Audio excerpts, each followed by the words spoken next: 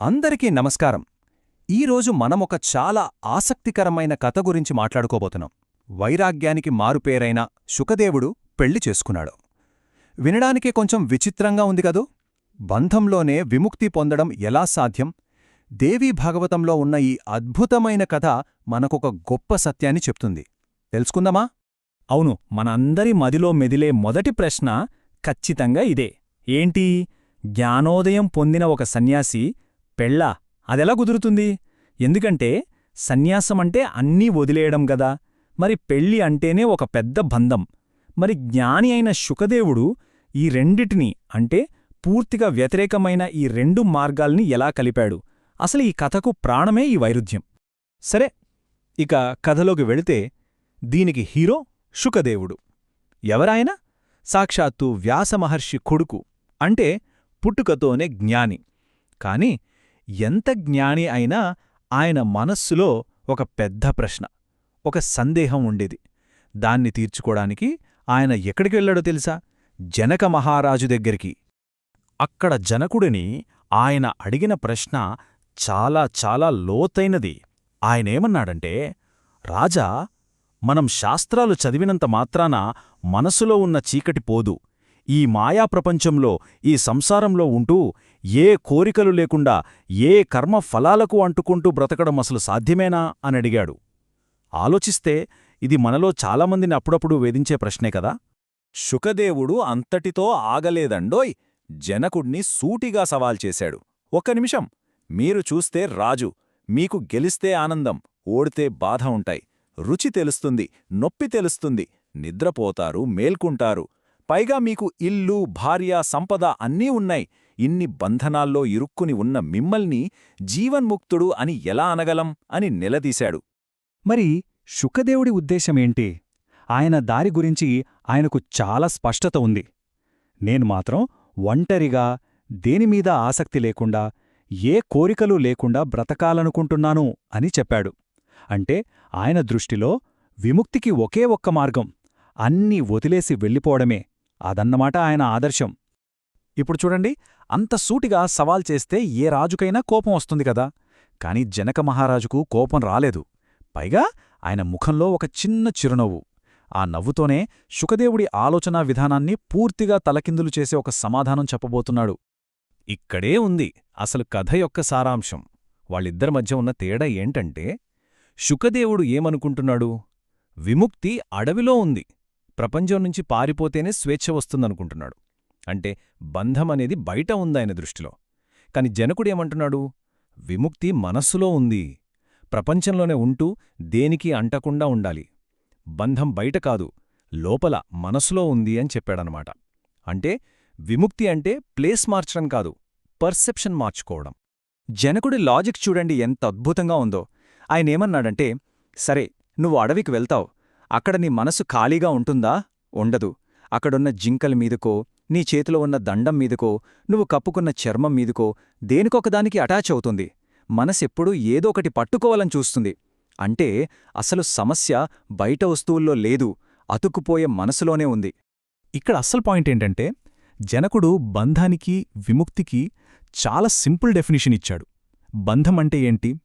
ఈ శరీరం నాది, ఈ జీవితం నాది అని ఫీలవడమే బంధం. మరి విముక్తి అంటే ఈ శరీరం నాది కాదు అని జ్ఞానం కలగడమే విముక్తి. చూశారా? ఇది పూర్తిగా మనసుకి సంబంధించిన విషయం, మన చుట్టూ ఉన్న పరిస్థితులకు సంబంధించింది కాదు. ఆ మాట వినగానే శుకదేవుడికి ఒక్కసారిగా కనుమిప్పు కలిగింది. అప్పటిదాకా ఉన్న సందేహాలన్నీ మాయమైపోయాయి. అప్పుడర్థమైంది ఆయనకు, ఓహో, విముక్తి అనేది మనం ఉండే ప్రదేశంలో లేదు, మన దృష్టిలో ఉండి, మనం ఎక్కడ ఉన్నామన్నది కాదు, ఎలా ఉన్నామన్నదే ముఖ్యం అని గ్రహించాడు. సరే, ఈ కొత్త జ్ఞానం కలిగింది కదా. మరి శుకదేవుడేం చేశాడు? జనకుడు చెప్పింది విని అడవికి వెళ్ళిపోయాడా? లేదు. ఆయన తీసుకున్న నిర్ణయం అందరినీ ఆశ్చర్యపరిచింది. తను తెలుసుకున్న సత్యాన్ని ఆచరణలో పెట్టడానికి సిద్ధమయ్యాడు. ఎలా? ఆయన నేరుగా తన తండ్రి వ్యాసుడి ఆశ్రమానికి తిరిగొచ్చాడు. వచ్చి ఏం చేశాడో తెలుసా? పీవరి అనే ఒక అందమైన, సద్గుణవంతురాలైన అమ్మాయిని పెళ్లి చేసుకున్నాడు. అవును, విన్నది నిజమే. ఆయన గృహస్థ జీవితాన్ని స్వీకరించాడు. ఇది ఆయనకు కేవలం ఒక బాధ్యత కాదు, ఒక ఆధ్యాత్మిక సాధన అన్నమాట. ఇక తరువాత శుకదేవుడు తన పాత్రను అద్భుతంగా పోషించాడు. పివరిని పెళ్లి చేసుకున్నాడు. 4 కొడుకులు, 1 కూతురికి తండ్రి అయ్యాడు. కాని ఈ కుటుంబ జీవితంలో ఉంటూనే తన ఆధ్యాత్మిక సాధనను ఒక్క క్షణం కూడా ఆపలేదు. లోపల మాత్రం దేనికీ అంటకుండా అచ్చం తామరాకుమీద నీటిబుట్టులా జీవించాడనమాట. అంటే బయటకి చూస్తే సంసారి, కాని లోపల సంపూర్ణ సన్యాసి. అలా తన గృహస్థ ధర్మాలన్నీ చక్కగా నెరవేర్చిన తరువాత శుకదేవుడి ప్రయాణం చివరి దశకు చేరుకుంది. ఇక ఈ భౌతిక ప్రపంచంలో తన పాత్ర ముగిసిందని గ్రహించాడు. తన తుదిగమ్యం వైపు సాగిపోయాడు. తన బాధ్యతలన్నీ తీరిపోయాక శుకదేవుడు కైలాసపర్వతానికి వెళ్ళాడు. అక్కడ పరబ్రహ్మాన్ని ధ్యానిస్తూ తన దేహాన్ని త్యజించి ఒక రెండో సూర్యుడిలా వెలిగిపోతూ ఆ పరమాత్మలో కలిసిపోయాడు. అంటే భౌతిక రూపం నుండి కూడా ఆయన విముక్తి పొందాడు. ఇక్కడే ఈ కథలో చాలా హృదయాన్ని కదిలించే ఘట్టం వస్తోంది. సాక్షాత్తు వ్యాసమహర్షి ఎంతటి బ్రహ్మజ్ఞాని అయినా కొడుకుమీద ప్రేమతో తట్టుకోలేకపోయాడు. కొడుకు దూరమయ్యాడని తెలుసుకొని, ఓ నా కుమారుడా, ఎక్కడికి వెళ్ళిపోయావు అంటూ ఆ పర్వతాల్లో విలపించాడు. చూడండి, ఎంతటి మహానుభావుల్లోనైనా ఆ మానవత్వమనేది ఎలా ఉంటుందో. వ్యాసుడలా దుఃఖిస్తుంటే ఆ పర్వతాల నుండి ఒక ప్రతిధ్వని వినిపించింది. అది శుకదేవుడిదే. ఆత్మస్వరూపంగా ఆయనేమన్నాడంటే, ఆత్మదృష్టితో చూస్తే నీవూ నేను వేరు కాదు, మనమంతా ఒకటే. మరి అలాంటప్పుడు ఎందుకు విలపిస్తున్నావు అన్నాడు. ఈ ఒక్క మాట భౌతిక బంధానికి, ఆత్మసత్యానికి మధ్య ఉన్న తేడాను ఎంత అద్భుతంగా చెబుతోందో కదా. వ్యాసుడి ఆ వేదనను చూడలేక సాక్షాత్తు శివుడే అక్కడ ప్రత్యక్షమయ్యాడు.